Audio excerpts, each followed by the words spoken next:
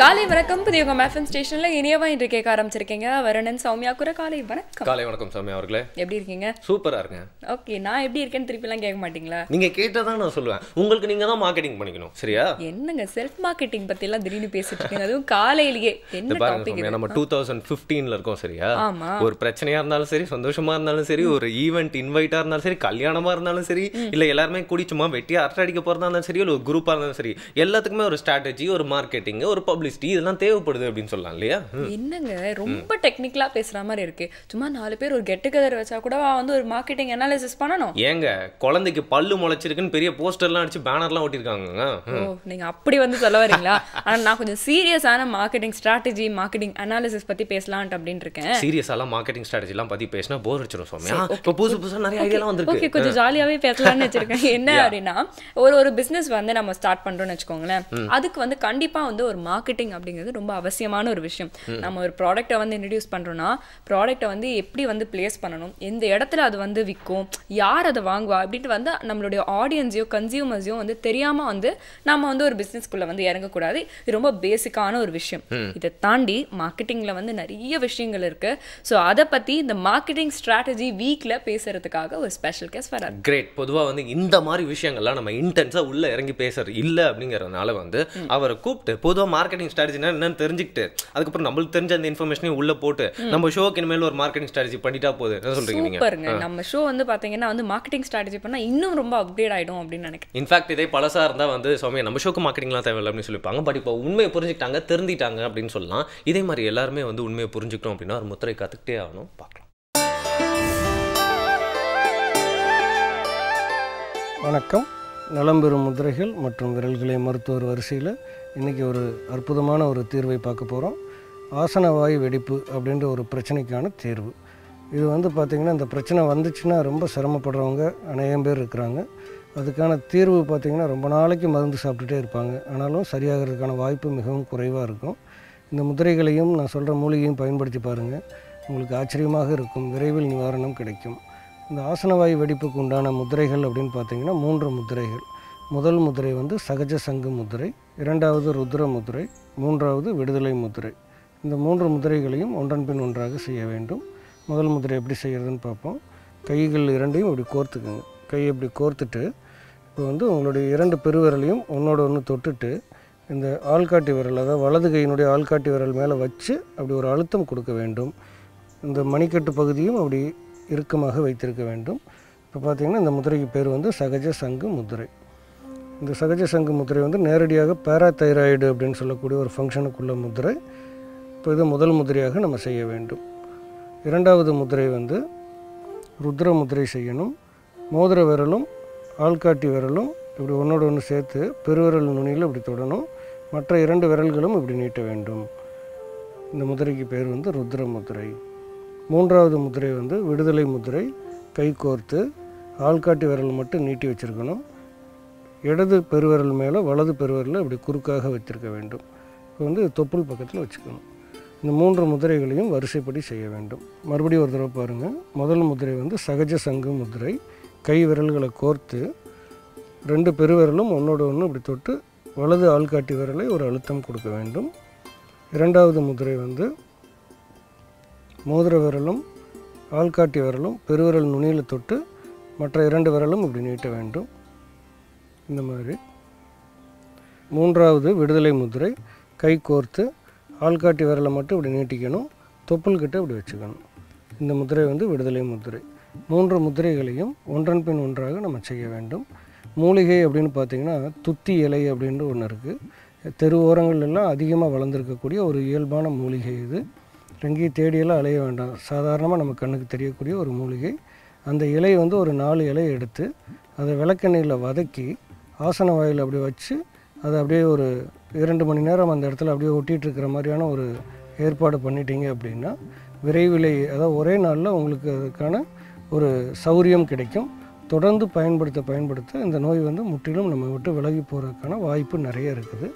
இந்த மாதிரி பல நல்ல தகவல்களை எல்லாம் தவறாமல் மற்றவர்களுக்கும் இதை பகிர்ந்தளியுங்கள். அதன் மூலமாக ஆரோக்கியமான சமுதாயம் உருவாவதற்கு நாமும் ஒரு காரணமாக இருப்போம். நலம் பெற வாழ்த்துகிறேன். மீண்டும் சந்திப்போம். வணக்கம். பாருங்க இப்போலாம் வந்து முத்திரைக்கெல்லாம் கூட வந்து மார்க்கெட்டிங் ஸ்ட்ராட்டஜிலாம் தேவைப்படுது. அதை பற்றி ஃபுல்லாக புரிஞ்சுக்கிட்டு எதுக்கு அதெல்லாம் மக்களுக்கு தேவைப்படுதுன்னு எடுத்து போய் சொன்னால் தான் அது எல்லாருமே வந்து டெய்லி செய்ய ஆரம்பிக்கிறாங்க அப்படின்னு சொல்லலாம் இல்லையா சௌமியா? சம்டைம்ஸ் நல்ல விஷயத்துக்கு நம்ம கொஞ்சம் மார்க்கெட்டிங்லாம் வந்து செஞ்சு கொஞ்சம் மக்களுக்கு வந்து எடுத்து சொல்லலாம் தான் நினைக்கிறேன். எக்ஸாக்ட்லி. பட் சில விஷயம் வந்து பார்த்தீங்கன்னா மார்க்கெட்டிங் ஸ்ட்ராட்டஜி அப்படிங்கிறது வந்து ரொம்ப பெரிய விஷயமா பார்க்குறாங்க. அது இந்த பிரேக் விட்றதாங்க. பிரேக்கு தான் அப்படி சொன்னீங்களா? சரி, பிரேக் எடுத்துறதெல்லாம் புதிய உங்கள் எஃப்எம் ஸ்டேஷனில் இது இனியவை என்று.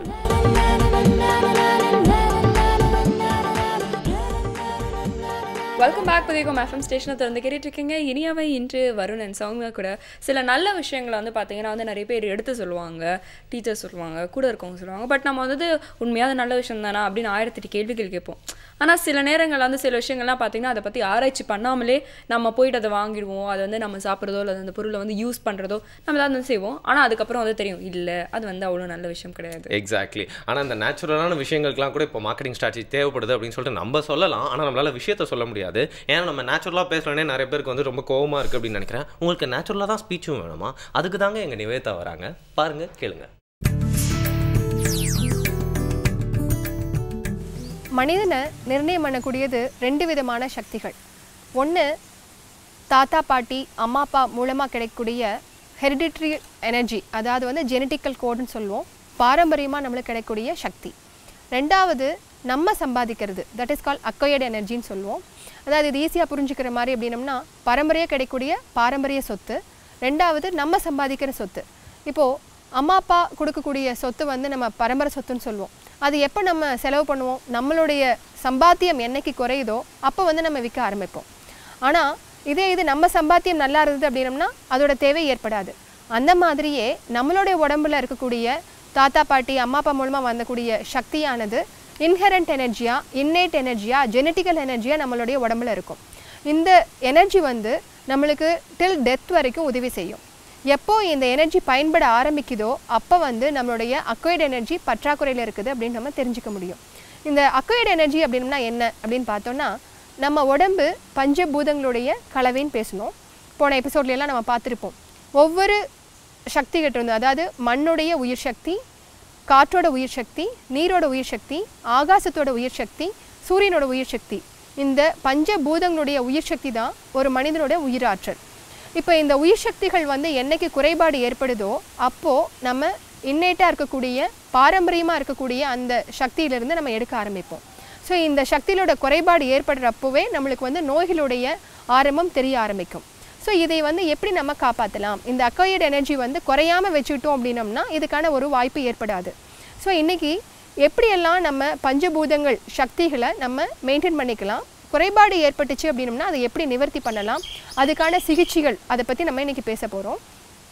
இந்த சக்திகள் வந்து எப்படியெல்லாம் நம்ம சிகிச்சையாக பயன்படுத்தலாம் அப்படின்னம்னா, மண் சக்தி குறைபாடு ஏற்பட்டாலும் அல்லது எந்த ஒரு சக்தியோட குறைபாடு ஏற்பட்டாலும் மண் சக்தி மூலமாக இந்த ஒவ்வொரு பஞ்சபூதங்கள் மூலமாக செய்யக்கூடிய சிகிச்சைகள் அந்த சக்தியை வந்து நிறைவு செய்யும்.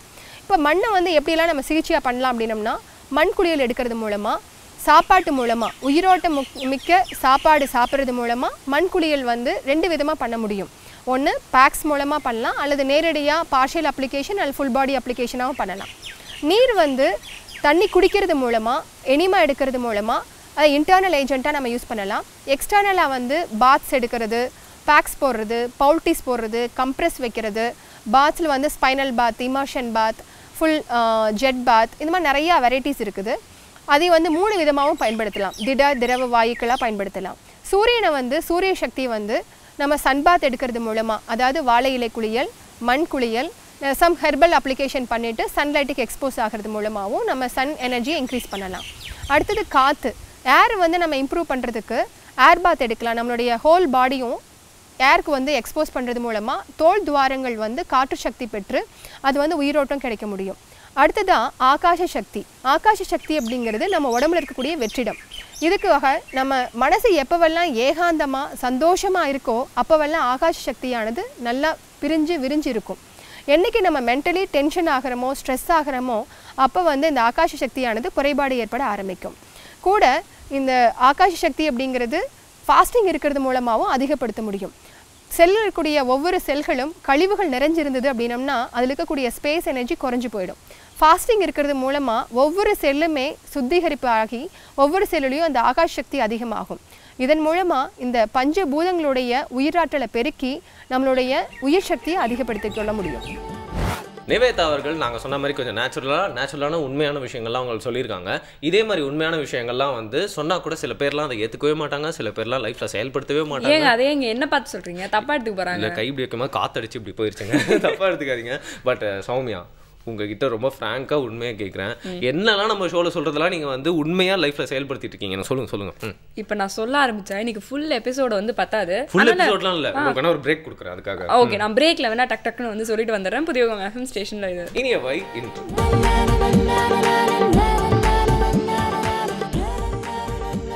Welcome back. புதிய FM ஸ்டேஷனை திறந்து கேட்டுட்டு இருக்கீங்க. இனியவை இன்று வரும். உனக்கு எத்தனை விதமான லட்டு தெரியும்? எனக்கு எத்தனை விதமான லட்டுனா திருப்பதி லட்டு தெரியும், சாதாரணமா எல்லா கடையிலும் வைக்கிற அந்த எல்லோ கலர் லட்டு தெரியும், ரவா லட்டு தெரியும், அதுக்கப்புறம் வேற என்ன லட்டு இருக்கு, வேற ஏதாவது சொல்லுங்களா நீங்களே. நீங்க எதுல வேணாலும் லட்டு செய்யலாங்க, அது தெரியுமா உங்களுக்கு? எதுல வேணாலும் லட்டு செய்யலாமா? அப்ப ஆத்து மலை எடுத்து செஞ்சிட வேண்டியதுதான். செம்ம காமெடிங்க. என்னன்னா திணை இருக்கு இல்லையா, திணை பத்தி நீங்க வந்து நிறைய கேள்விப்பட்டிருப்பீங்க, நிறைய நம்மளோட ஷோல கூட அதை பத்தி வந்து பேசியிருக்கோம். இன்னைக்கு வந்து இந்த மில்லட்ஸ் அதிகமா வந்து நிறைய பேர் வந்து யூஸ் பண்ண ஆரம்பிச்சிருக்காங்க. ஆனா சில பேருக்கு வந்து ஓகே நம்ம வந்து இந்த சிறுதானியங்கள்லாம் வந்து யூஸ் பண்ணா நல்லதுன்றது ஓகே, பட் அதுல என்ன செய்யறதுன்னே எங்களுக்கு தெரியல அப்படின்னு நிறைய பேர் வந்து ஃபீல் பண்றாங்க இல்லையா. அதனால தான் நம்ம திவ்யா என்ன பண்றாங்கன்னா தேன் திணை லட்டு செய்ய போறாங்க. தேன் திணை லட்டுக்கா நீங்க இவ்வளவு பில்டப் கொடுத்துருந்தீங்க. இன்ஃபேக்ட் நேத்தி சாய்தர் தான் நானும் திவ்யா உட்காந்து இந்த தேன் திணை லட்டு அப்படிங்கிற கான்செப்டே எழுதணும். ஓ, நேத்து தான் எழுதுனீங்க. ஆனா இத பத்தி ஏற்கனவே நிறைய தடவை வந்து திவ்யாவே என்கிட்ட சொல்லியிருக்காங்க. சொல்லிட்டாங்களா? அப்ப வாங்க எதுக்கு நமக்குள்ள பேசிட்டு பார்ப்போம். நாம் இன்றைக்கி பார்க்க போகிற ஆரோக்கியமான உணவு வகை வந்து தேன் திணை லட்டு தான் இன்றைக்கி நம்ம பார்க்க போகிறோம். ஃபஸ்ட் அதற்கு தேவையான பொருட்கள் என்னென்னு பார்த்துடலாம். திணை மாவு, பொட்டுக்கடலை மாவு, தேன், நெய், ஏலக்காய் தூள், பேரிச்சம்பழம், முந்திரி, திராட்சை. நீங்கள் வந்து இந்த குழந்தைங்களுக்கு இந்த சிறுதானியத்தை வந்து நீங்கள் தோசை இட்லி இப்படி கொடுக்கறத விட இந்த மாதிரி லட்டூஸ் மாதிரி நீங்கள் கொடுத்தீங்கன்னா அவங்க ஸ்நாக்காக கூட எடுத்துக்குவாங்க. இப்போ இதை வந்து நீங்கள் லட்டு மாதிரி பண்ணலாம், இல்லை ஒரு பேடா மாதிரி ஒரு சிலிண்ட்ரிக்கல் ஷேப்பில் அந்த மாதிரி வந்து நீங்கள் இதை எந்த மாதிரி வேணாலும் நீங்கள் குழந்தைங்களுக்கு கொடுக்கலாம். இப்போ இதை நம்ம எப்படி பண்ணுறதுன்னு இப்போ பார்க்கலாம். ஃபஸ்ட்டு வந்து திணை மாவு,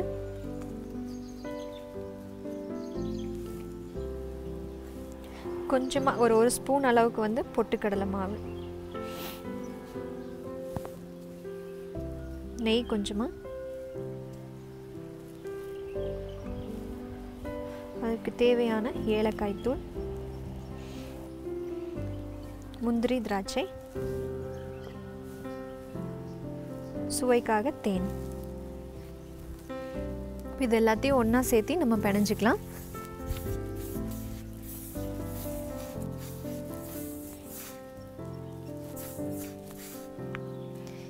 கடைசியாக இதில் வந்து பேரிச்சம்பழம் ஆட் பண்ணிக்கிறேன்.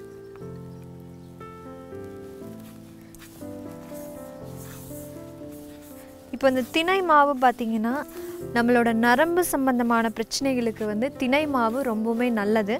இப்போ இதை நீங்கள் வந்து லட்டு கொழுக்கட்டை எந்த மாதிரி வேணாலும் இந்த திணை மாவு நீங்கள் யூஸ் பண்ணிக்கலாம். இப்போ இந்த திணை மாவு அப்படிங்கிறது வந்து மார்க்கெட்ஸில் இப்போ ஈஸியாக கிடைக்குது. இப்போ நீங்கள் திணை எடுத்து க்ளீன் பண்ணி அரைக்கணுங்கிறது இல்லை, அவங்களே வந்து திணை மாவை பேக்கெட்ஸ் பண்ணி இப்போ மார்க்கெட்ஸில் கொடுக்குறாங்க.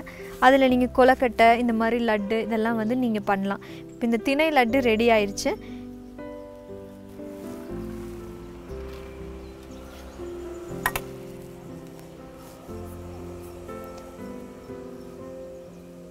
இதில் நம்ம பேரிச்சம்பழம் ஆட் பண்ணியிருக்கோம், தேன் ஆட் பண்ணியிருக்கோம். தேன் பார்த்திங்கன்னா ஒரு இயற்கையான ஒரு மருத்துவ குணம் நிறைந்த ஒரு விஷயந்தான் வந்து தேன்.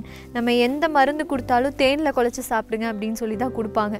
ஸோ அதனால் இதில் வந்து நம்ம தேன் ஆட் பண்ணியிருக்கோம். இது ரொம்பவே ஹெல்த்தியான ஒரு ஈவினிங் ஸ்நாக்காக நம்ம எடுத்துக்கலாம்.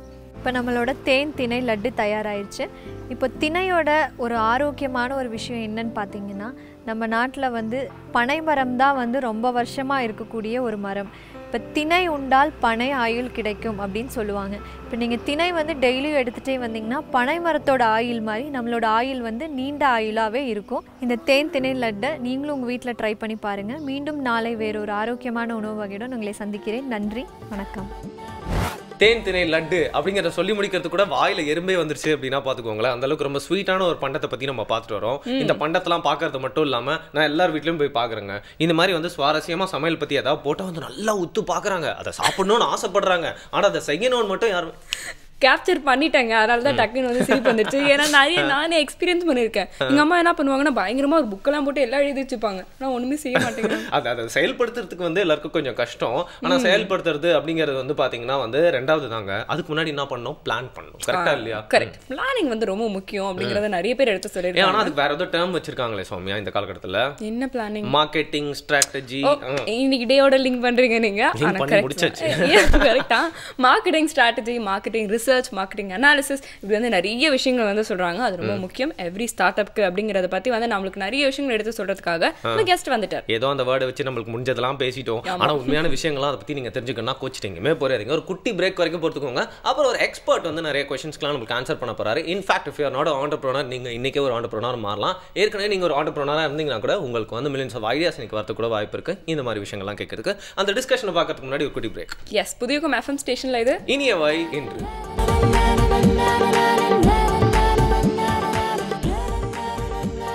Welcome back. புதியகம் FM ஸ்டேஷன்ல திறந்து கேட்டுட்டு இருக்கீங்க. இனியவை என்று வருண் அண்ட் சௌமியா கூட மார்க்கெட்டிங் ஸ்ட்ராட்டஜி வீக் பத்தி பேசிட்டு இருக்கோம். என்னங்க ஏதோ காமர்ஸ் சம்பந்தமான விஷயம் பேச போறீங்களா அப்படின்னு எல்லாரும் வந்து பயந்துட்டு இருப்பாங்கன்னு நினைக்கிறேன். ஏங்க ப்ளீஸ், ஏன்னா நம்ம எல்லாருக்கும் வந்து ஒரு முக்கியமான விஷயம், இது தேவையான விஷயம். நிறைய பேர் வந்து கொஞ்சம் வந்து புறக்கணிக்கிறாங்க. அப்படி புறக்கணிக்காதீங்க அப்படின்னு சொல்றதுக்காக ஒரு ஸ்பெஷல் கெஸ்ட் இன்னைக்கு நம்ம ஸ்டுடியோக்கு வந்திருக்காரு. மிஸ்டர் ஆதேஷ் ரவி. அவர் ஒரு மார்க்கெட்டிங் ரிசர்ச்சர். வணக்கம் சார். வணக்கம்.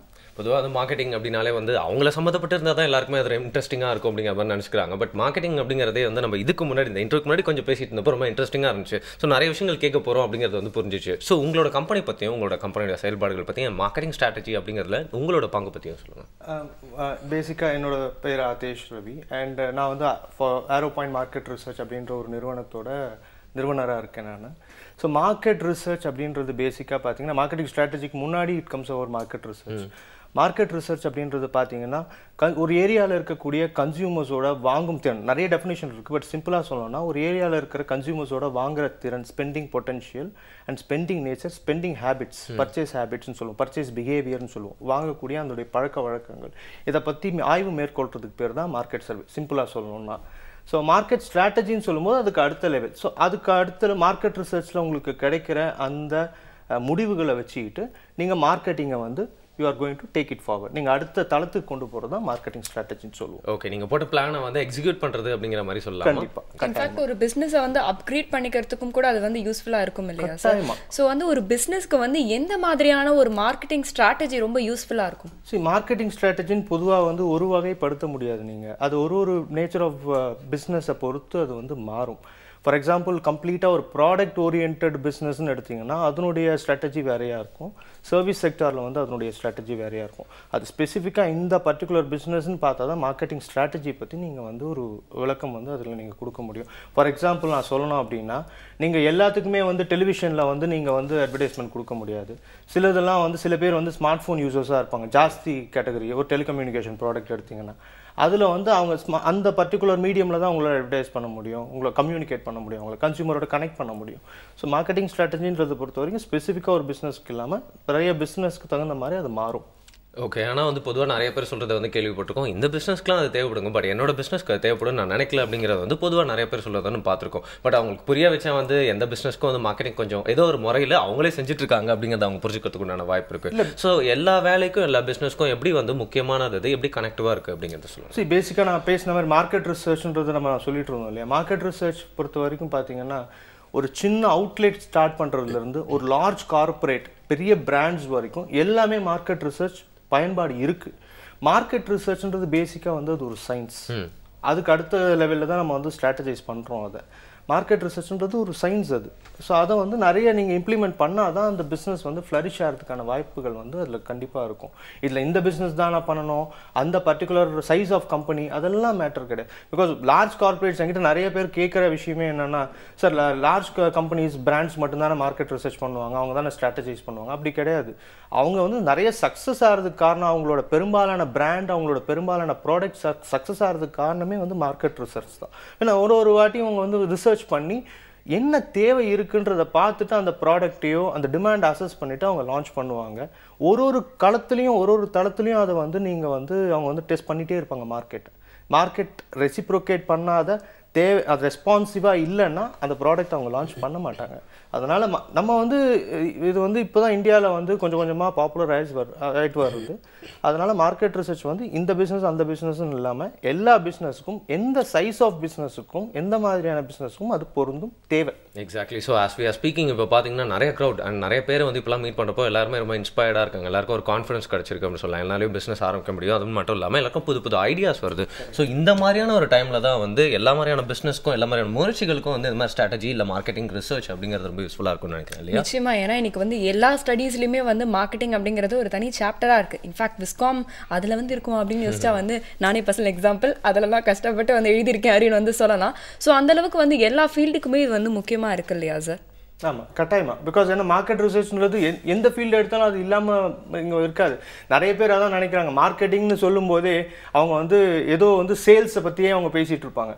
Marketing, sales is a part of marketing.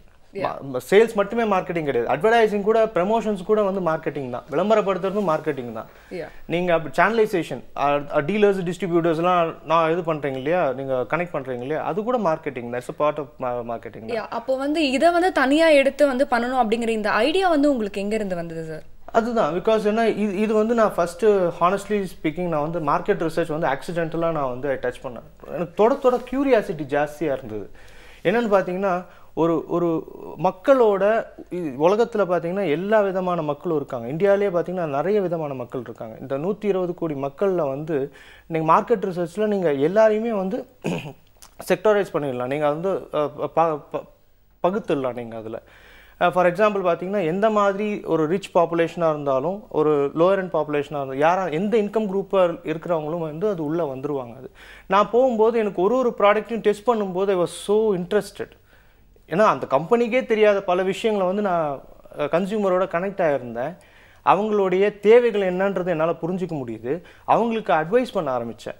So அப்படி தான் வந்து என்னோடய மார்க்கெட் ரிசர்ச் வந்து கெரியர் வந்து ஸ்டார்ட் ஆச்சு எனக்கு. நான் மார்க்கெட் ரிசர்ச்சை சாதாரணமாக வந்து ஒரு டூலாக பார்க்கல, பிஸ்னஸோட டூலாக பார்க்கல. ஏன்னா என்னென்னு மார்க்கெட்டை புரிஞ்சுக்கிட்டு லான்ச் பண்ணுறவங்க வந்து சக்ஸஸ் ஆகிறாங்க. இன்னொருத்தரோட சக்ஸஸுக்கு நான் காரணமாக இருக்கிறது நினைக்கும் போது எனக்கு ரொம்ப பெருமையாக இருந்தது. அப்படி ஆரம்பித்தது தான் வந்து மார்க்கெட் ரிசர்ச். எக்ஸாக்ட்லி. இப்போ வந்து ஒரு 80s வந்து ஒரு படத்தை வந்து பார்த்துட்டு இருக்கப்போ ஒரு சின்ன பையன் கேட்டான், ஏன் இந்த பிரச்சனையை அவங்க சொல்கிறதுக்காக அவ்வளோ தூரம் ஓடி போயிட்டே இருக்காங்க, ஒரு டக்குன்னு ஒரு கால் பண்ணி சொல்லிடலாம் இல்லையா அப்படின்னு சொல்லிட்டு செல்ஃபோனில்.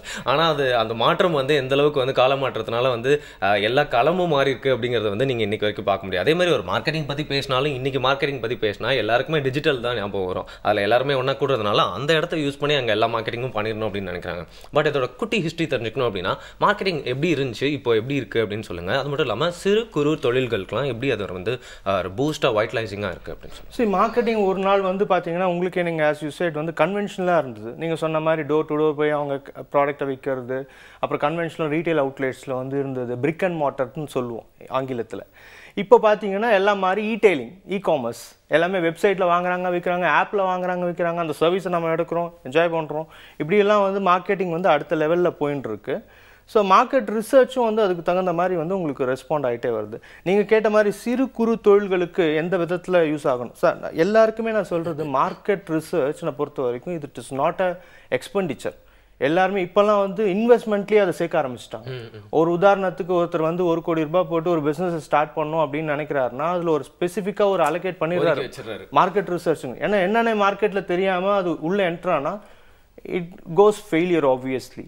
ஸோ அதனால் இப்போ சிறு குறு தொழில்கள் கூட அதனுடைய ரியலைசேஷன் நிறைய வந்திருக்குன்னு சொல்லலாம். இப்போ ஒரு லார்ஜ் கார்பரேட்டுக்கு ஒரு 10 ப்ராடக்ட்டில் ஒரு ப்ராடக்ட் ஃபெயில் ஆச்சுன்னா உங்களுக்கு தெரியும். இட் ஒன்ட் பி, அவங்க என்ன பண்ணணும்னு பார்த்து அனலைஸ் பண்ணிவிட்டு திரும்ப அவங்க லான்ச் பண்ணுவாங்க, ரீலான்ச் பண்ணுவாங்க, ரீவிசிட் பண்ணுவாங்க. அது ப்ராப்ளம் இல்லை. கன்சிடர் இதுவே வந்து ஒரு சின்ன ஒரு தயாரிப்பு நிறுவனம் இருக்குது, ஒரு சிறு குறு தொழில் இருக்குன்னு வச்சுக்கோங்க. அவங்க ஃபெயில் ஆனாங்கன்னா ஆப்வியஸ்லி அவங்களால அந்த லாஸ்லேருந்து திரும்ப மீண்டு வர்றதே ரொம்ப நாள் ஆகும். அவங்களுக்கு அடுத்த தளத்துக்கு அவங்களால போக முடியாது. அதனால மார்க்கெட் ரிசர்ச் வந்து அங்கே ரொம்ப ஒரு கீ பிளே வந்து பண்ணுறது, அந்த ரோல் பிளே பண்ணுறது, அது அவங்களும் புரிய ஆரம்பிச்சிருக்கு. இப்போக்குள்ள அவங்களுக்கு புரிய ஆரம்பிச்சிருக்குன்னு சொல்லுவேன். உங்கள் கிளைண்ட்ஸ் பற்றி சொல்லுங்கள் சார். எந்த மாதிரியான நிறுவனங்களுக்கெல்லாம் நீங்கள் மார்க்கெட்டிங் ரிசர்ச் பண்ணி கொடுத்துட்ருக்கீங்க? அண்ட் பொதுவாக வந்து யாரெல்லாம் உங்கள் கிளைண்ட்ஸ் ஆகலாம்? இப்போ நாங்கள் பண்ணி கொடுக்குறது பார்த்தீங்கன்னா ஸ்மால் அண்ட் மீடியம் என்டர்பிரைசஸ் எல்லாருக்குமே பண்ணுறோம். லார்ஜ் கார்பரேட்ஸ் பெரிய நிறுவனங்களுக்கும் பண்ணுறோம், சிறு குறு நிறுவனங்களுக்கும் பண்ணுறோம். குறிப்பாக துறைகளை கேட்டிங்கன்னா எஃப்எம்சிஜி நிறைய வரும். ஃபாஸ்ட் மூவிங் கன்சியூமர் குட்ஸ்ன்னு சொல்லுவோம் இல்லையா, அது ரீட்டெயிலிங் செக்டார். அப்புறம் ஃபுட், உணவுத்துறை, ஃபார்மாசூட்டிக்கல், மருந்துகள் துறை, அப்புறம் இண்டஸ்ட்ரியல் செக்டார், ஆட்டோமோட்டிவ் செக்டார், இந்த மாதிரி நிறைய செக்டார்லேருந்து எங்களுடைய கிளைண்ட்ஸ் வந்து இருக்காங்க. அதே மாதிரி யாரெல்லாம் கிளைண்ட் ஆகலான்னா அதுக்கு இன்ஃபினிட்டி தான். இந்தியாவில் பிஸ்னஸ் பண்ணணும்னு நினைக்கிற எந்த ஒருத்தருமே வந்து எங்களுடைய கிளைண்ட் ஆக முடியும். பிகாஸ் ஏன்னா ஆப்வியஸ்லி அவங்களுக்கு அந்த டேட்டா தேவைப்படும். ஏன்னா மார்க்கெட்டிங் வந்து பார்த்தீங்கன்னா டேட்டா இல்லாமல் மார்க்கெட் பண்ணுறது வந்து ஒரு ஹைவேல வந்து கண்ணை மூடிட்டு வண்டி ஓட்டுற மாதிரி அது ஒரு கதை அது. அதனால எல்லாருக்குமே கண்டிப்பாக அந்த டேட்டா தேவைப்படும். ஸோ எல்லாருமே கிளைண்ட் ஒரு சின்னதாக அவுட்லெட் ஆரம்பிக்கணுன்ற ஒரு சலூன் அவுட்லெட் ஆரம்பிக்கணுன்றதுலேருந்து ஒரு பெரிய ப்ராடக்ட் லான்ச் பண்ணோம் ஒரு லார்ஜ் கார்பரேட் வரைக்கும் எல்லாருக்குமே அந்த நீடு இருக்கும். நீடு இருக்கிறவங்க எல்லாருமே என் கிளைண்ட் ஆகலாம். எங்களுடைய ஸ்ட்ரீட்டில் வந்து பார்த்தீங்கன்னா அந்த மெயின் ரோட்டில் வந்துட்டு அந்த ஒரு பெரிய பஜார் மாதிரி இருக்கும். அங்கே வந்து நிறைய குட்டி ஹோட்டல்ஸ் எல்லாம் வந்து இருந்தது. ஸோ வந்து ஒரு ஹோட்டல் வந்து பிக்கப் ஆனதுக்கப்புறம் இன்னொரு ஹோட்டல் அப்படின்னு சொல்லிட்டு லைனாக சின்னதாக வந்து நிறைய கடை வச்சு நிறைய வந்துட்டே இருந்தது. ஆனால் ஒரு பாயிண்ட் ஆஃப் டைமுக்கு மேலே வந்து எந்த கடைக்குமே வந்து சரியாக கஸ்டமர்ஸே வந்து வராமல் இருந்தது. ஸோ அப்போ வந்து என்ன பண்ணாங்கன்னா வந்து ஒரு 1 week பேக் ரொம்ப பெருசாக கொஞ்சம் வந்து நல்லா எஸ்டாப்ளிஷ்டாக வந்து ஒரு பெரிய ஹோட்டல் எடுத்துட்டு வந்த முதல் நாள்ல இருந்து அவ்வளவு கூட்டம். எல்லாரும் என்ன நினைச்சாங்கன்னா வந்து இவ்வளவு கடை இருக்கும் பொழுது வந்து பெரிய ஹோட்டல் வந்தா என்ன ஆகும் அப்படிங்கிறது. அவங்க என்ன நினைச்சாங்கன்னா எல்லாமே வந்து சின்ன ஹோட்டலா இருக்கும் பொழுது போய் உட்கார்ந்து சாப்பிடுற மாதிரி ஒரு பெரிய ஹோட்டல் வந்தா தான் வந்து அது வந்து ஒரு கரெக்டான ஒரு மார்க்கெட்டிங்கா இருக்கும் அப்படின்னு எடுத்துட்டு வந்தாங்க. நீங்களே ஒரு ஃபேமிலி தோசை ஒரு சோலாபூரி சாப்பிட்டீங்க போல இருக்கு. சாப்பிட்டேன், பயங்கர சூப்பரா இருந்தது. இதே மாதிரி நிறைய விஷயங்கள் வந்து நம்மளுக்கு லைஃப்க்கு ரொம்ப ஒத்தா மாதிரி இது மாதிரி ரொம்ப ப்ராக்டிகலா வந்து கேள்விகளா கேட்டு தெரிஞ்சுக்கலாம். குட்டி பிரேக் அப்புறமா. எஸ், புதிய FM ஸ்டேஷன்ல இது இனியவை இன்று.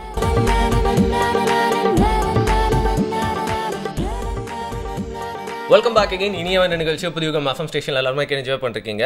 ரொம்ப புது விஷயம்லாம் நாங்கள் ஒன்றும் பேசல, காலகாலமாக இருந்துட்டு இருக்க விஷயத்தை தான் நாங்கள் பேசிட்டு இருக்கோம். மார்க்கெட்டிங் ஸ்ட்ராட்டஜி வீக் அப்படிங்கிறது தான். அண்ட் பார்த்தீங்கன்னா ஒரு சின்ன ஊர் இருக்குன்னா அங்கே ஏற்கனவே ரொம்ப நாளாக ஓல்ட் ஸ்கூலாக ஒரு கடை இருந்திருக்கும். அந்த கடையை தாண்டி இன்னொரு புது கடை வருதுன்னா அந்த புது கடைக்காரர் என்ன பண்ணுவார்னா அவரோட ஆளுங்களே வச்சு 4 தெருவில் போய் அந்த கடையில் பொருள் நல்லா இருக்காமே, அங்கே கொஞ்சம் கம்மியாக கொடுக்குறாங்களே, குவான்டிட்டி அதிகமாக கொடுக்குறாங்களே, இந்த மாதிரிலாம் பில்டப்லாம் பண்ண வச்சிருவாங்க. அதுக்கப்புறம் போயிட்டு அட்லீஸ்ட் அதை தொடர்ந்து இல்லைனா கூட ஒரு 2 வாரத்துக்காக ஒரு பூம் வந்துடும் அப்படின்னு சொல்லலாம் இல்லையா அந்த கடையில். ஸோ இந்த மாதிரி நிறைய விஷயங்கள் வந்து ரொம்ப ஸ்பான்டேனியஸாக நம்ம திங்க் பண்ணுற விஷயங்கள் தான். ஸோ அது வந்து மார்க்கெட்டிங் அப்படிங்கிற ஒரு வார்த்தைக்குள்ளே வந்து எல்லாத்தையும் எடுத்துகிட்டு வந்திருக்காங்க அப்படிங்கிறது தெரியுது. ஆனால் அது மட்டும் இல்லாமல் இந்த காலகட்டத்தில் புதுசாக தொழில் வரும்போது புதுசாக ஐடியாவும் தேவைப்படுது. அதெல்லாம் யார்கிட்ட இருக்குது, சார் கிட்ட இருக்குது அப்படிங்கிறனால நிறைய கொஸ்டின்ஸ் இது சம்மந்தமாக இருக்குது, கேட்கலாம். உங்களோட ஒர்க் ப்ராசஸ் எப்படி இருக்கும் அப்படின்னு தான் எங்களுக்கு இப்போ கேட்கறதுக்கு ஆவலாக இருக்குது. ஏன்னா எல்லாருக்கும் ஒரு ஸ்ட்ராட்டஜி இல்லை ஐடியா வந்து வேறுபடும் அப்படிங்கிற மாதிரி ஒரு குட்டி ஐடியா வருது. ஸோ உங்களோட ஒர்க் ப்ராசஸ் பற்றி சொல்லுங்கள். ஃபார் எக்ஸாம்பிள் நீங்கள் ரீசெண்டாக பண்ணி கொடுத்த ஏதாவது ஒரு சக்ஸஸ்ஃபுல்லான ஏதாவது ஒரு நிறுவனத்துக்கு நீங்கள் பண்ண விஷயத்தை வச்சு கூட அதை எங்களுக்கு எக்ஸ்பிளைன் பண்ணலாம். கரெக்ட்.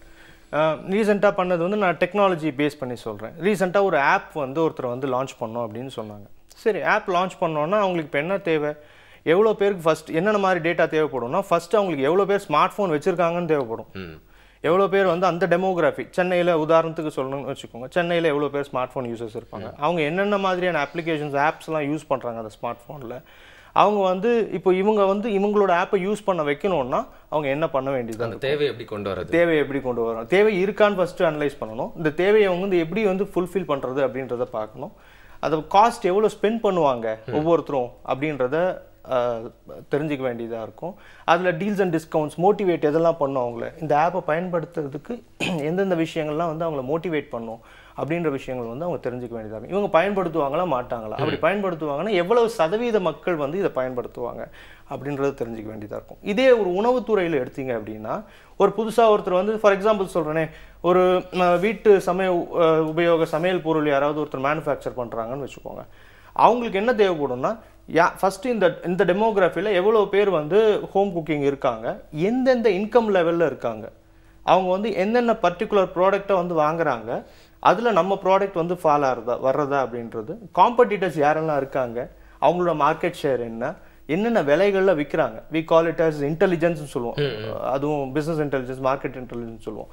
அதையும் இன்க்ளூட் பண்ண வேண்டியதாக இருக்கும். ப்ரைஸ் சென்சிட்டிவிட்டி, சப்போஸ் வந்து இவங்க வந்து வேறு வேரியண்ட் லான்ச் பண்ணி ப்ரைஸ் கொஞ்சம் ஜாஸ்தி பண்ணால் அவங்க வாங்குவாங்களா, ப்ரைஸிங் எலாஸ்டிசிட்டி அப்படி வாங்குவாங்கன்னா எந்த அளவு ஜாஸ்தி பண்ணால் அவங்க வாங்குவாங்க, ஸோ அவங்க என்ன எதிர்பார்க்குறாங்க, வேல்யூ ஃபார் மணின்னு என்ன அப்படின்ற விஷயங்கள் வந்து இன்னும் நிறைய விஷயங்கள் வந்து அதை சேர்த்து ஸ்டடி பண்ணி அவங்களுக்கு கொடுக்கும்போது they get a clear road map, blue print கிடச்சிரும், மார்க்கெட் ப்ளூ பிரிண்ட்டே அவங்களுக்கு கிடச்சிரும். ஈஸியாக லான்ச் பண்ணி அவங்க அடுத்த லெவலுக்கு அது கொண்டு போகிறதுக்கு வசதியாக. ஓகே, இப்படிலாம் சொல்லும் போது ஆதேஷ் கிட்ட கேட்கறதுக்கு இன்னொரு டவுட்டும் இருக்குது அப்படின்னு சொல்லலாம். பொதுவாக வந்து இப்போ நம்ம ஒரு பிஸ்னஸில் இறங்குறோம் அப்படின்னா குட்டி எக்ஸ்பெக்டேஷனோட தான் இறங்குவோம். யாருக்குமே வந்து அதை முடிவு பண்ணலனாலும் ஃபர்ஸ்ட் ஒரு எக்ஸ்பெக்டேஷன் இல்லாமல் இருக்காது அப்படின்னு சொல்லலாம். அப்படி இருக்கிறப்போ வந்து நீங்கள் கொடுக்குற ரிசல்ட்ஸ் வந்து எப்போவுமே அவங்க எதிர்பார்த்ததாக இருக்காது. அப்படி கொஞ்சம் முன்ன பின்ன இருக்கிறப்போ இல்லை அவங்க எதிர்பார்க்காத ரிசல்ட்ஸ் கொடுக்குறப்போ அவங்க எப்படி ரியாக்ட் பண்ணுறாங்க எல்லாம் கேட்கறதுக்கு ரொம்ப சுவாரஸ்யமாக இருக்கும் அப்படிங்கிறதுனால நான் கொஸ்டின் கேட்குறோம். பேசிக்காக வந்து நாங்கள் வந்து கோ ஆர் நோ கோ அப்படின்ற ரிப்போர்ட்டு கொடுப்போம். பிகாஸ் ஏன்னா ஆஸ் அ கிளைண்ட் வந்து அவங்க வந்து எங்களை ரீச் பண்ணும்போது நாங்கள் வந்து அதுக்கு அவங்களுக்கு கரெக்டான ரிசல்ட்ஸ் கொடுக்க வேண்டிய ஒரு இடத்துல இருக்கோம். 2 விஷயம் இருக்குது. ஒன்று வந்து ஹைப்போதெட்டிக்கலாக வந்து அப்ரோச் பண்ணுறது, இன்னொன்று சயின்டிஃபிக்காக அப்ரோச் பண்ணுறது. ஹைப்போதெட்டிக்கல்ன்றது கட் ஃபீல். எனக்கு வந்து அது தோணுது, அது வந்து சக்ஸஸ் ஆகணும்னு நான் ஆரம்பிக்கிறேன். இன்கேஸ் இஃப் ஐ ஃபேஸ் லாஸஸ்னாலும் நான் அதுக்கு ப்ரிப்பேர்டாக இருக்கணும். இல்லை சயின்டிஃபிக்காக நான் அப்ரோச் பண்ணுறேன், இது சக்ஸஸ் ஆகுமா இல்லையான்னு நான் தெரிஞ்சுக்கிறேன். சக்ஸஸ் ஆகாது அப்படின்னா கால்குலேட்டிவ் ரிஸ்க்ஸ் எடுக்கிறேன் நான். ஸோ அவங்க தான் அதை டிசைட் பண்ணணும். ஆனால் பட் டிசப்பாயிண்ட் ஆவாங்க. சில கிளைண்ட்ஸ் வந்து இது பண்ணாதீங்க சார், வேண்டாம், பண்ணணுன்னு ஏன் பண்ணணும், பண்ணக்கூடாதுன்னு ஏன் பண்ணக்கூடாதுன்னு சொல்லிடுவோம் நாங்கள். அப்படி சொல்லும்போது அவங்க வந்து சம்டைம்ஸ் டிசப்பாயிண்ட் ஆவாங்க தான். பட் நீங்கள் அது ஒன்றும் பண்ண முடியாது, என்ன பண்ண முடியும்? ஸோ நாங்கள் சொல்லிவிடுவோம், இப்போ மார்க்கெட் மெச்சூர்டு இல்லை இந்த ப்ராடக்டை வந்து ரிசீவ் பண்ணிக்கிறதுக்கு. ஃபார் எக்ஸாம்பிள் நீங்கள் பேஜர் இந்த டைமில் நீங்கள் செல்ஃபோன் இன்ட்ரடியூஸ் பண்ணியிருந்தீங்கன்னா அது வந்து இன்றைக்கி சக்ஸஸ் ஆகிருக்காது. கரெக்ட் டைமில் வந்தது, வேல்யூ அடிஷன்ஸ் இருந்தது, ப்ரப்போசிஷன்ஸ் இருந்தது. ஸோ அது வந்து பெர்சீவ்ட் அட்வான்டேஜஸ் பெனிஃபிட்ஸ் இருந்ததால் அது சக்ஸஸ் ஆச்சு. ஸோ அந்த மாதிரி சொல்லி நாங்கள் வி வில் டெல் தெம், புரிய வைப்போம் அவங்களுக்கு. ஸோ இந்த B2C அண்ட் B2B அப்படின்னு வந்து சொல்லுவாங்க. அதாவது பிஸ்னஸ் டு கன்சியூமர் ஆய்வுக்கும் பிஸ்னஸ் டு பிஸ்னஸ் ஆய்வுக்கும் வந்து என்ன வித்தியாசம் அப்படிங்கிறத பற்றி சொல்லுங்கள் சார்.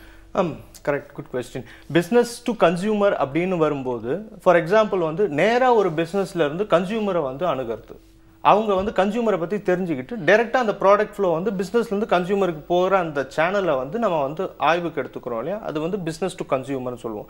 ஃபார் எக்ஸாம்பிள் வந்து நீங்கள் ஒரு இ-காமர்ஸ் சைட்டில் வந்து வெப்சைட்டில் வந்து நீங்கள் வாங்குறீங்க, ஒரு பொருளை வாங்குறீங்க அப்படின் போது அந்த கன்சியூமர் அந்த பர்டிகுலர் பிஸ்னஸ் வந்து அந்த ஒரு என்டிட்டி வந்து உங்களை ஆய்வு பண்ணும். என்னென்ன மாதிரி உங்களோட யூசேஜ் இருக்குது, என்னென்ன மாதிரி உங்களோட ஆட்டிடியூட் இருக்குது, பர்ச்சேஸ் பிஹேவியர் எப்படி இருக்குன்றதெல்லாம் ஆய்வு பண்ணும். இது வந்து B2C, டைரெக்டாக அந்த ப்ராடக்ட் வந்து பிஸ்னஸ்லேருந்து கன்சியூமருக்கு வருது.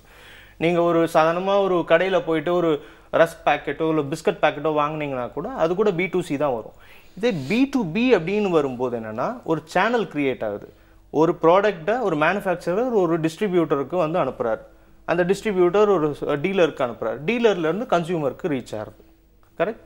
ஸோ இதுதான் வந்து பிஸ்னஸ் டு பிஸ்னஸ். இப்போ வந்து ஒரு மேனுஃபேக்சரர் வந்து டிஸ்ட்ரிபியூட்டர் வந்து டீலருக்கு போகும்போது டீலர் வந்து டிஸ்ட்ரிபியூட்டர்கிட்ட என்ன எதிர்பார்க்குறாரு, டிஸ்ட்ரிபியூட்டர் மேனுஃபேக்சரர் கிட்ட என்ன எதிர்பார்க்குறாரு, என்னெல்லாம் நீட் கேப் இருக்குது, தேவை இருக்குது, என்னெல்லாம் எக்ஸ்பெக்டேஷன்ஸ் இருக்குது. ஃபார் எக்ஸாம்பிள் வந்து எனக்கு இந்த மார்ஜின் கொடுத்தா தான் உங்கள் ப்ராடக்ட் நான் எடுப்பேன், இல்லைனா நான் காம்படிட்டர் ப்ராடக்ட் எடுப்பேன். அவன் வந்து எனக்கு கிரெடிட் டேஸ் கொடுக்குறான், இத்தனை நாள் கடன் கொடுக்குறாங்க, நீங்கள் அது கொடுக்கறது இல்லை. இந்த மாதிரி எதிர்பார்ப்புகள் இருக்கு இல்லையா, இந்த சேனலில் வந்து ஆய்வு பண்ணுறது தான் B2B.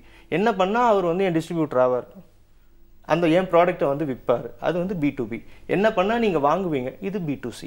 Okay, consumer attitude, customer behaviour, இந்த மாதிரி விஷயங்கள்லாம் சொல்கிறப்போ வந்து நம்ம கம்பேரிசன் ஸ்கேலில் வித் கல்ச்சர் அண்ட் அந்த பிஹேவியர் ஆஃப் பீப்புள் அப்படிங்கிறத வந்து நம்ம வந்து இன்னும் கொஞ்சம் வந்து ஒரு அடி கீழே போய் பார்க்க வேண்டியது இருக்குது அப்படின்னு சொல்லலாம். இப்போ வெளிநாடுகளில் வந்து மார்க்கெட்டிங் அப்படிங்கிற விஷயத்தை எப்படி பார்க்குறாங்க, நம்ம ஊரில் அதுக்கான நிலைமை இல்லை அதுக்கான வரவேற்பு எப்படி இருக்குன்னு சொல்லுங்கள். ஏன்னா ஒரு கண்ட்ரிக்கும் ஒரு இடத்துக்கும் ஒரு செட் ஆஃப் பீப்புளுக்கும் அது வேறுபடுமா? கட்டாயமா. பிகாஸ் என்ன, இப்போது டெமோகிராஃபின்னு சொல்லுவோம், ஜியாகிரஃபி வேறு, டெமோகிராஃபி வேறு. நம்ம டெமோகிராஃபியில் வந்து நம்ம கல்ச்சர்லேருந்து அவங்களோட பர்ச்சேஸ் பிஹேவியர்லேருந்து எல்லாமே வந்து நம்ம அனலைஸ் பண்ணுவோம். நம்மளோட டெமோகிராஃபி வேறு. இப்போ நீங்கள் இதே யூஎஸில் போய்ட்டோ இல்லை யூகேயில் போய்ட்டோ ஒரு ப்ராடக்ட்டை வந்து நீங்கள் லான்ச் பண்ணுறது, மார்க்கெட் என்ட்ரி கொடுக்கறதுன்றது வேறு. அந்த ஸ்ட்ராட்டஜி வேறையாக இருக்கும், அவங்களோட எக்ஸ்பெக்டேஷன்ஸ் வேறையாக இருக்கும், அண்ட் கன்சியூமர்ஸோட அவங்களோட லைஃப் ஸ்டைல் மாறும், யூசேஜ் அண்ட் ஆட்டிடியூட் மாறும். அவங்க ஃபார் எக்ஸாம்பிள் ஃபார் எக்ஸாம்பிள் சொல்கிறேன், அவங்க காஸ்மெட்டிக்ஸில் தி ஸ்பெண்ட் மோர், நம்ம வந்து we spend on food products இருக்கலாம். ஸோ அந்த மாதிரி ஒரு கல்ச்சருக்கும் நிறைய விதமான மாற்றங்கள் வரும். அதை வந்து நம்ம கண்டிப்பாக அண்டர்ஸ்டாண்ட் பண்ணால் தான் வந்து அங்கே சக்சீட் ஆக முடியும்.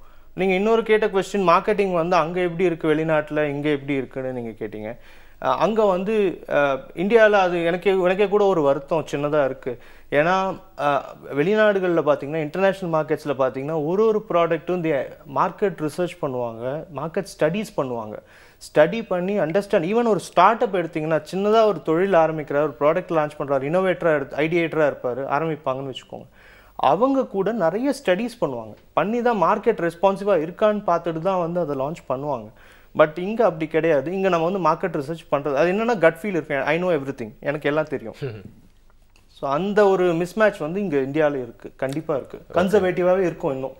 ஓகே, கொஞ்சம் பாலிஷ்டான பொய்க்கு வந்து சப்போர்ட் பண்ணி இந்த காலகட்டத்தில் ஈஸியாக அதை மேலே கொண்டு வந்துடலாம் அப்படிங்கிற மாதிரி ஆட்டிடியூட் தான் எல்லாருக்கும் இருக்குது. ஆனால் கொஞ்சம் ரியலிஸ்டிக்கான உண்மையாக தேவையான கன்சர்வேட்டிவான விஷயங்களுக்குலாம் வந்து சப்போர்ட் உங்களை மாதிரியான பீப்புளோட சப்போர்ட் தேவைப்படுது நம்ம நாட்டில் அப்படிங்கிறது வந்து ஒரு ஆடியன்ஸ் பாயிண்ட் ஆஃப் வியூ அப்படின்னு. இன்ஃபேக்ட் அந்த மாதிரி ஒரு கன்சர்வேட்டிவான ஒரு பிஸ்னஸ்னால் வந்து விவசாயம் அப்படின்னு கூட வந்து சொல்லலாம்.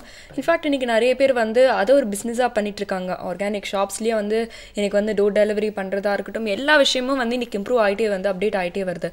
ஸோ இந்த மாதிரி விவசாயம் மாதிரியான ஒரு கன்சர்வேட்டிவ் பிஸ்னஸ்க்கு நீங்கள் வந்து மார்க்கெட்டிங் ஸ்ட்ராட்டஜி வந்து பண்ண முடியுமா?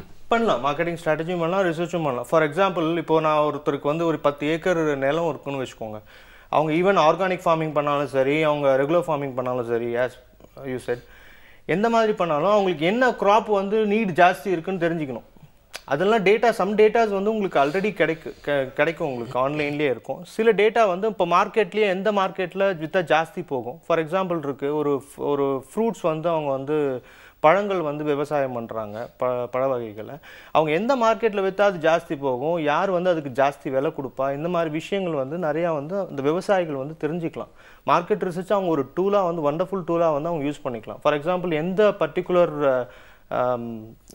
இந்த மண்டி இருக்குது இல்லையா, அந்த மண்டி ஏபிஎம்ஜின்னு சொல்லுவாங்க இங்கிலீஷில், அந்த மண்டிஸ் வந்து யார் ஜாஸ்தி பே பண்ணுறாங்கன்றது ஒரு சின்ன ஸ்டடி பண்ணி அவங்களுக்கு வந்து அதை வந்து நம்ம வந்து ப்ரெசென்ட் பண்ணலாம். ஒரு பிஸ்னஸை வந்து ஸ்டார்ட் பண்ணுறதுக்கும் அந்த பிஸ்னஸை வந்து சக்ஸஸ்ஃபுல்லாக வந்து எடுத்துகிட்டு போகிறதுக்கும் வந்து நிறைய டிஃப்ரென்ஸ் இருக்குது. இப்போ ஸ்டார்ட் பண்ணாலே நம்ம வந்து ஒரு சக்ஸஸ் ஆகிட்டோம் அப்படிங்கிறது வந்து கிடையாது. அதுக்கு எக்கச்சக்கமான விஷயங்கள் வந்து தேவை. எக்ஸ்பீரியன்ஸ் அப்படிங்கிறது வந்து பார்த்தீங்கன்னா வந்து அந்த இடத்துல தான் நம்ம வந்து கெயின் பண்ணிப்போம் அப்படின்னு சொல்லலாம். ஏன்னா அவ்வளோ காம்படிட்டிவான ஒரு வேர்ல்டில் இருக்கும் இல்லையா? எக்ஸாக்ட்லி. நான் வந்து என்னோட இதுக்கு முன்னாடி ஒரு பண்பலையில் ஒர்க் பண்ணிருந்தேன். அந்த அலுவலகத்தில் பார்த்தீங்கன்னா வந்து நார்த்தில் வந்து ஒருத்தர் வந்திருந்தார். ஏன்னா அவங்க தான் பார்த்தீங்கன்னா மார்க்கெட்டிங் ஜீனியஸ் அப்படிங்கிற மாதிரி நிறைய பேர் இருந்தாங்கன்னு சொல்லிட்டு அங்கேருந்து வந்து ஒருத்தர் என்ன சொல்லியிருந்தாருன்னா, ஃபேஸ்புக்கில் எப்படி தங்களோட கம்பெனியோட பேஜை ஸ்பான்சர்ட் லிங்காக மாற்றி மற்றவங்க கிட்ட அதை கொண்டு போய் சேர்க்கணும் அப்படிங்கிறது தான். அது எல்லாரோட பேஜுக்கும் இருக்க ஒரு ஃபீச்சர் அப்படின்னாலும் அதை பற்றி பெரிய ரிசர்ச் பண்ணி அதை பற்றி 3 மணி நேரம் மீட்டிங்லாம் வர வச்சாங்க. ஸோ அப்போ தான் புரிஞ்சது மார்க்கெட்டிங் அப்படிங்கிறது ஒரு குட்டி விஷயத்தில் பண்ணால் கூட எந்த அளவுக்கு பெருசுன்னு சொல்லிட்டு. நீங்கள் சொன்ன மாதிரி நம்ம எல்லாருக்குமே இந்த காலகட்டத்தில் மார்க்கெட்டிங் பண்ண வேண்டிய ஒரு அவசியம் இருக்குது. அப்படிங்கிறனால தான் நம்மளாம் ஒரு சோஷியல் நெட்வொர்க்கில் இருக்கோம் அப்படின்னு கூட சொல்லலாம் இல்லையா? எக்ஸாக்ட்லி. ஸோ இன்னும் நிறைய விஷயங்கள் வந்து செல்ஃப் மார்க்கெட்டிங் மட்டும் இல்லை,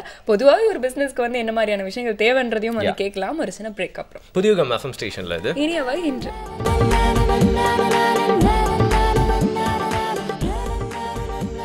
வெல்கம் பேக் அகைன். இனியவன் நிகழ்ச்சி புதியுகம் எஃப்எம் ஸ்டேஷனில் மார்க்கெட்டிங் ஸ்ட்ராட்டஜி வீக்கில் எல்லாருமே என்ஜாய் பண்ணுறீங்க. பொதுவாக அந்த மாதிரி ஸ்ட்ராட்டஜிலாம் நானே பண்ணிடுவேன். இருந்தாலும் வந்து நிறைய விஷயங்கள் வந்து எல்லாருக்கும் எடுத்து சொல்லணும் அப்படிங்கிறதுக்காக வந்து ஆதேஷ் அவர் வந்து ஒரு எக்ஸ்பர்ட்டை கூப்பிட்டுருக்கோம். அவர்கிட்ட நிறைய கொஸ்டின்ஸ்லாம் கேட்டிருக்கோம் அப்படின்னு சொல்லலாம் இல்லையா?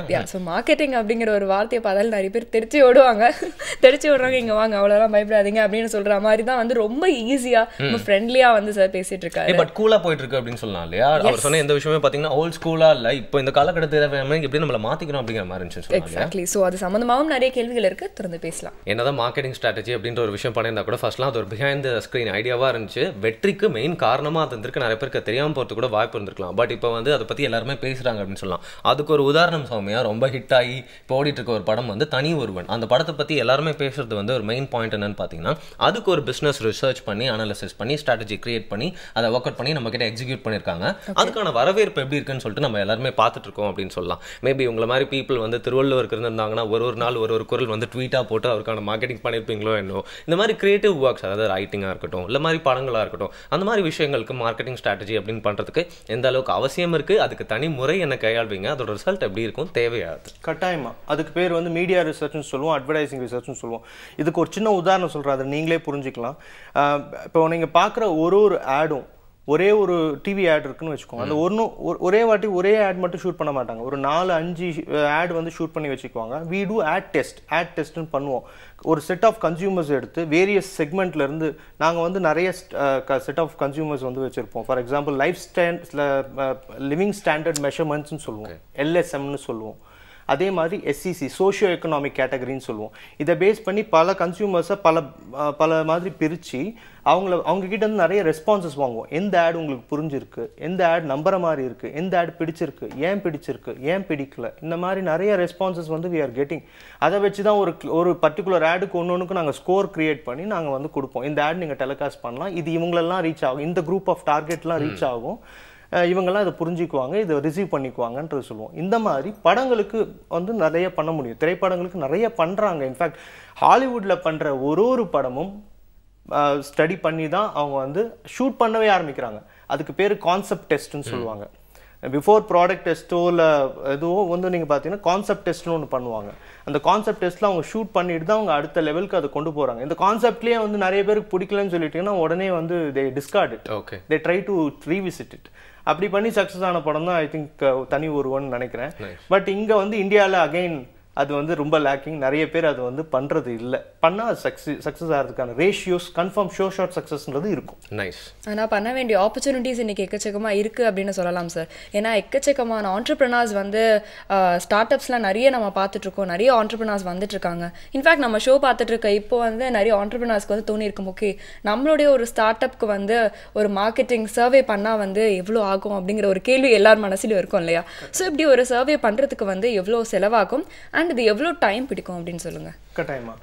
இப்போ பார்த்தீங்கன்னா ஒரு சர்வே அப்படின்றது மார்க்கெட் ரிசர்ச் அப்படின்றது ஸ்டடின்றதை பொறுத்த வரைக்கும் நாங்கள் இவ்வளோ தான் அப்படின்றது சொல்ல முடியாது. பட் தோராயமாக சொல்லலாம்னா ஒரு 70,000 ரூபாயிலையும் பண்ணலாம், 70 லட்சத்துலையும் பண்ணலாம். டிபெண்ட்ஸ் உங்களோட மார்க்கெட் எங்கே. ஃபார் எக்ஸாம்பிள் நீங்கள் எனக்கு சென்னை மட்டும் பண்ணால் போகிறோம், இல்லை தமிழ்நாடு மட்டும் பண்ணால் போகிறோம், இல்லை என் ப்ராடக்ட் நான் ஒரிசாவில் விற்க போகிறேன், இல்லை உத்தரப்பிரதேஷ் தான் அங்கே டார்கெட் இருக்குது, இல்லை குளோபலாக பண்ணணும், நான் இங்கேருந்து ஜெர்மனியில் பண்ணணும், யூஎஸில் பண்ணணும், அந்த கன்சியூமர்ஸை நான் ரீச் பண்ணணும், அங்கே என்னோட ப்ராடக்ட் வந்து விற்கணும்னா நான் என்ன பண்ணணும் அப்படின்னு தெரிஞ்சுக்கணும் அப்படின்னு போனீங்கன்னா இட் டிபெண்ட்ஸ் ஆன் த உங்களோட நீட். உங்கள் ப்ராடக்ட் உங்கள் சர்வீஸ் என்ன மாதிரி சர்வீஸ்ன்றதை பார்த்து we need to arrive for a samples வந்து இந்த இவ்வளோ சாம்பிள்ஸ் தேவைப்படும். குவான்டிடேட்டிவாக பண்ண போகிறோமா இல்லை குவாலிட்டேட்டிவ்னு சொல்லுவோம். குவாலிட்டேட்டிவ்னா உங்களுடைய எமோஷனல் அனாலிசிஸ்ன்னு சொல்லுவோம், எமோஷனல் கனெக்டிவிட்டின்னு சொல்லுவோம் கன்சியூமரோட. அதெல்லாம் வந்து நாங்கள் அண்டர்ஸ்டாண்ட் பண்ணிக்கிறது கொஞ்சம் செலவுகள் ஜாஸ்தி பிடிக்கும். ஸோ அதை பேஸ் பண்ணி தான் அந்த ப்ராஜெக்டை வந்து நாங்கள் வந்து ப்ரிப்பேர் பண்ண முடியும்.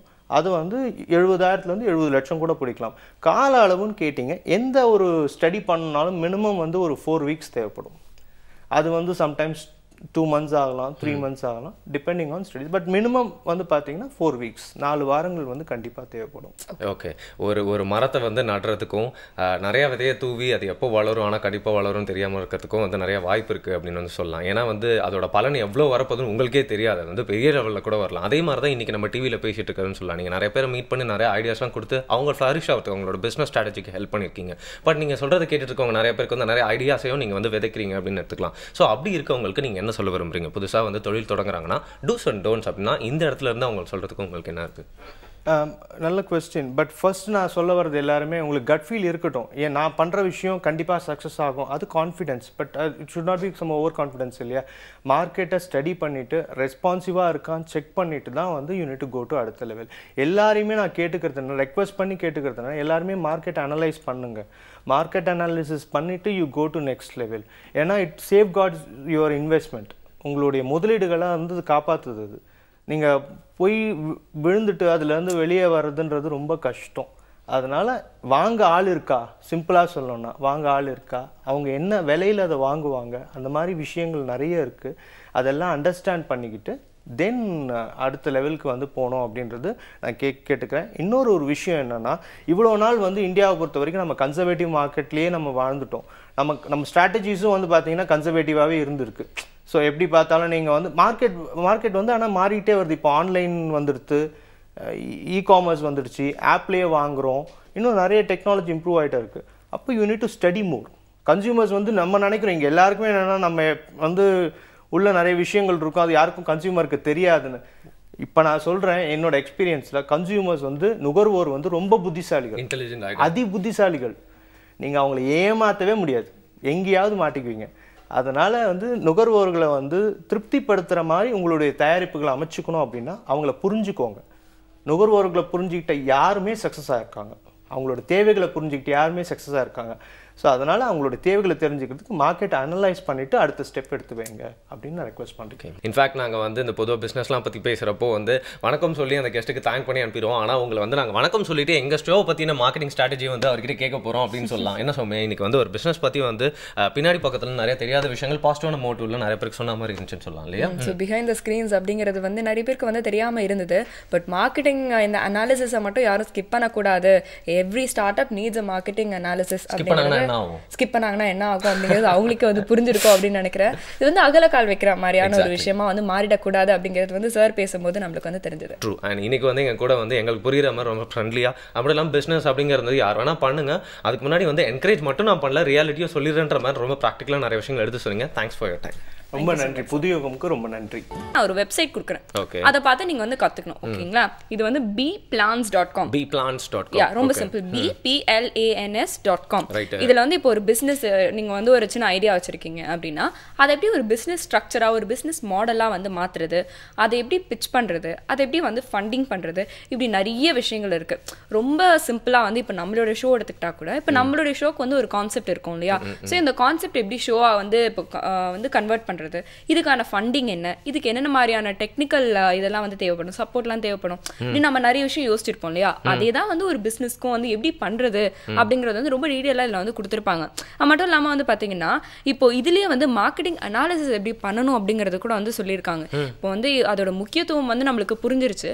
ஸோ அதுக்கான ஒரு இனிஷியேட்டிவ் நம்ம எடுத்தாலும் நாமளும் அதை பத்தி வந்து புரிஞ்சுக்கணும். என்னதான் நம்ம இன்னொருத்தர்கிட்ட வந்து இது கொடுத்து இந்த மாதிரி ஒரு ப்ராடக்ட் இருக்கு, இதுக்கு வந்து ஒரு மார்க்கெட்டிங் அனாலிசிஸ் நீங்க செஞ்சு தாங்க அப்படின்னாலும் நாம இன்புட்ஸ் வந்து கொடுக்கணும் இல்லையா? ஸோ அதை பத்தின ஒரு அண்டர்ஸ்டாண்டிங்காகவும் அதே மாதிரி வந்து மேனேஜ்மெண்ட் ரொம்ப முக்கியம். ஒரு பிசினஸ்ன்னு எடுத்துக்கிட்டிங்கன்னா வந்து மேனேஜ்மெண்ட் வந்து ரொம்ப முக்கியம். ஸோ ஒரு மேனேஜ்மெண்ட்னா வந்து எந்த மாதிரியான விஷயங்கள்லாம் நம்ம வந்து இதில் கடைபிடிக்கணும், டூஸ் அண்ட் டோன்ஸ், இப்படி வந்து டோட்டலாக ஒரு பிஸ்னஸ் ஆரம்பிக்கிறீங்கன்னா ஒரு கைட் மாதிரி, உங்களுக்கு ஒரு அட்வைசர் மாதிரி இந்த வெப்சைட் இருக்கும். ஓகே, நீங்கள் சொல்கிற இந்த வெப்சைட்டில் இருக்க விஷயங்கள்லாம் வச்சு பார்க்குறப்போ வந்து பிஸ்னஸ் ஆரம்பிக்கன்னா பணத்தை மட்டும் கொட்டன்னு கொட்டிட்டா போதாது அப்படிங்கிறது தான் இல்லையா? கரெக்ட். நிறைய பணம் இருந்தாலும் ப்ராப்பரான ஒரு ஐடியாவும் ப்ராப்பரான பிளானிங் இல்லைன்னா வந்து அது ஒரு ஃபெயிலியரான ஒரு மாடலாக தான் இருக்கும். எக்ஸாக்ட்லி. பட் அந்த ஒப்பீனியன்ஸ் அப்படிங்கிறதும் இந்த பிளானிங்கில் வரும் அப்படின்னு சொல்லலாம். இன்ஃபேக்ட் அவர் வந்து அந்த ரிசர்ச்லாம் பண்ணுறப்போ வந்து நிறைய பேர்கிட்ட போய் ஒப்பீனியன்ஸ்லாம் கேட்டு தான் அதுக்கான ரிசல்ட்டே வந்து அவரும் எடுத்துக்கிறாரு, மற்றவங்களுக்கும் கொடுக்குறாரு. ஸோ ஒப்பீனியன்ஸ் அப்படிங்கிறத வந்து நாங்கள் எவ்வளோ இம்பார்ட்டண்ட்டாக உங்ககிட்ட கேட்டுட்ருக்கோம் அப்படின்னு சொல்லிட்டு உங்களுக்கு இப்போ புரியும்னு நினைக்கிறேன். ஏதோ ஷோ முடிஞ்சோன்னா சம்பிரதாயத்துக்கு வந்து வணக்கம் சுபம் சொல்கிற மாதிரி வந்து சொல்கிறாங்க அப்படின்னு நினச்சிக்காதீங்க. நம்மளோட ஷோவில் நீங்கள் நினைக்கிற நிறைய விஷயங்களை இம்ப்ளிமெண்ட் பண்ணணும் அப்படின்னு நினைக்கிறோம்.